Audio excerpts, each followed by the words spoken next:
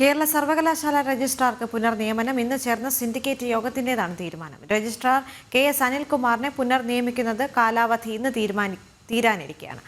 ശാലിനി ചേരുന്നുണ്ട് വിവരങ്ങളുമായി. ശാലിനി, ഈ പുനർനിയമനത്തിൽ 2 BJP അംഗങ്ങൾ എതിർക്കുന്ന ഒരു സാഹചര്യവും കൂടി അവിടെ ഉണ്ടായിട്ടുണ്ടല്ലേ?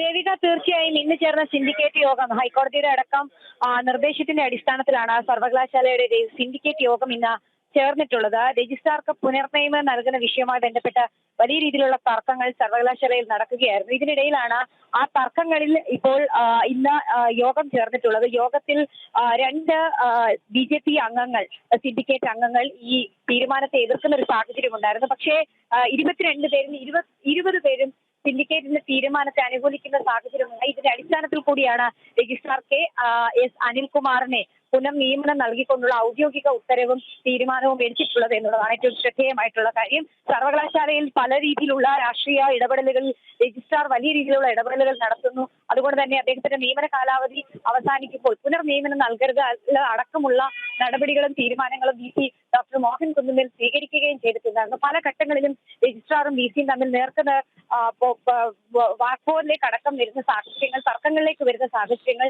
രാഷ്ട്രീയ തീരുമാനങ്ങൾക്കും രാഷ്ട്രീയ ഇടപെടലുകൾക്കുമായി കെ.എസ്. അനിൽകുമാർ അവിടെ നിലകൊള്ളുന്നു എന്നുള്ള വിമർശനങ്ങൾ നിലനിന്ന ഒരു പശ്ചാത്തലമുണ്ട്. പക്ഷേ അതിനെയൊക്കെ മറികടന്നുകൊണ്ട് നിയമനം അവസാനിക്കുന്ന ദിവസം തന്നെ സിൻഡിക്കേറ്റാണ് ഔദ്യോഗികമായൊരു തീരുമാനമെടുക്കുന്നത്. ആ സിൻഡിക്കേറ്റാണ് ഇന്ന് ചേർന്ന യോഗത്തിൽ ഇത്തരത്തിലൊരു തീരുമാനമെടുക്കുകയും 22 പേരുള്ള സിൻഡിക്കേറ്റ് യോഗത്തിൽ 20 പേരും ഔദ്യോഗികമായി ഒറ്റ തീരുമാനമെടുത്തതിന്റെ അടിസ്ഥാനത്തിൽ കെ.എസ്. അനിൽകുമാറിന് പുനർനിയമനം നൽകിയിരിക്കുകയാണ്.